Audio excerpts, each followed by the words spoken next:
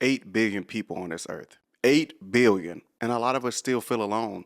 We feel like we're the only ones going through certain situations. I won't have anything to do with this. Shut up! Like waiting until our neighbor drives off before we walk outside. Taking extra time to get out and pump our gas because the female at the next pump has a better looking car than ours. And I can't tell you how many times I decided not to go to certain events and gatherings.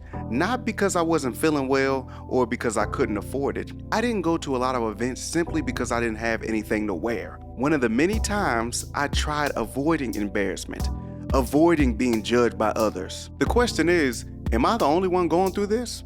I don't know.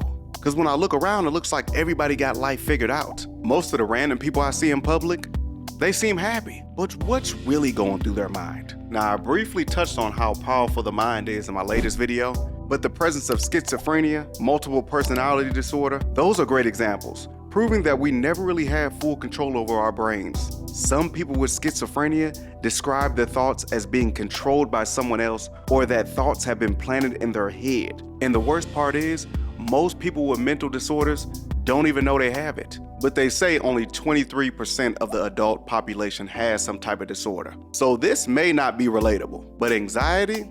Oh man, if you want to talk about being uncomfortable, a lot of us have busy lives, work a lot, and always feel tired. If you don't believe me, drive past the Starbucks in the morning. And if you don't have this low energy problem, good for you. Okay, shout out to you, I'm happy for you. But people like me, you need something to keep you going through these busy days. So I low-key got addicted to energy drinks. Like, I didn't even have to drink the whole thing. One sip, and I felt like Superman. Now, I know that sounds exciting, but the downside is energy drinks also introduced me to anxiety.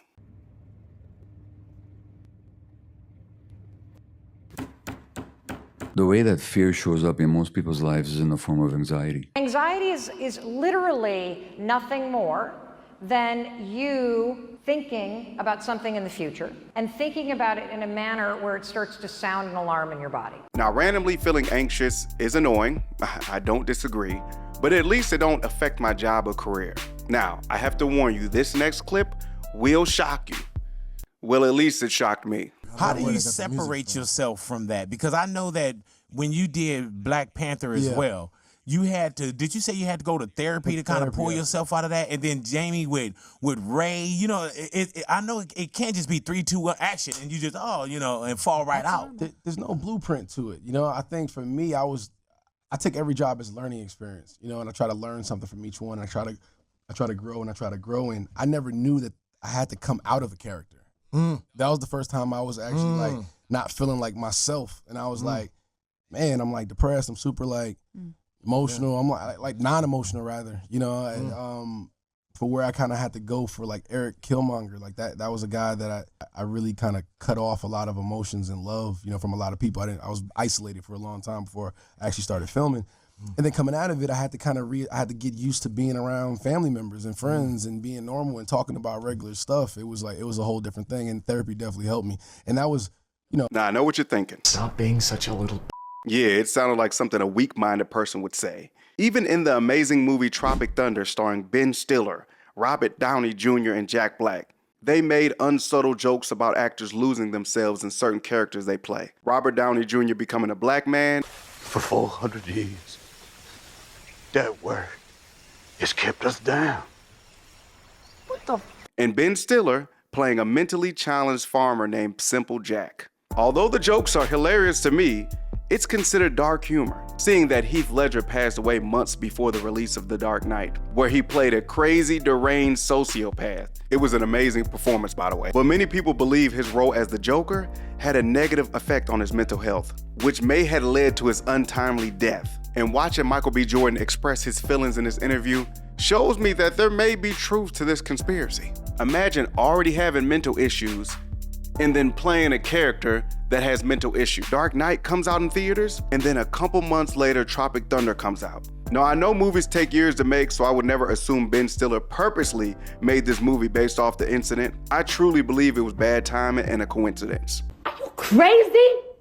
That's so disrespectful. So disrespectful. I truly wish people would be more open about the way they feel. But being vulnerable is a high risk, low reward. I wish people would admit when they felt embarrassed about something, felt shame, felt guilt.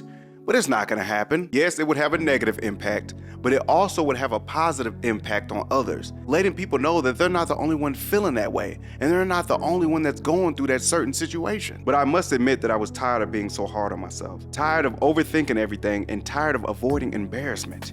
Tired of steering clear of judgment. And my solution was to be stone cold and not feel anything and simplify everything. Like I used to enjoy watching sports, but it's just people throwing a ball around trying to make it to the end of the field. I loved going to the movies, but it's just a huge TV screen surrounded by loudspeakers. I could just stay at home and watch movies. But simplifying things turned ugly real quick. And I learned very quickly that constantly avoiding ridicule, numbing yourself to evade pain, acting like I care about nothing is weak. You gain strength by going through pain. I don't want to become emotionless.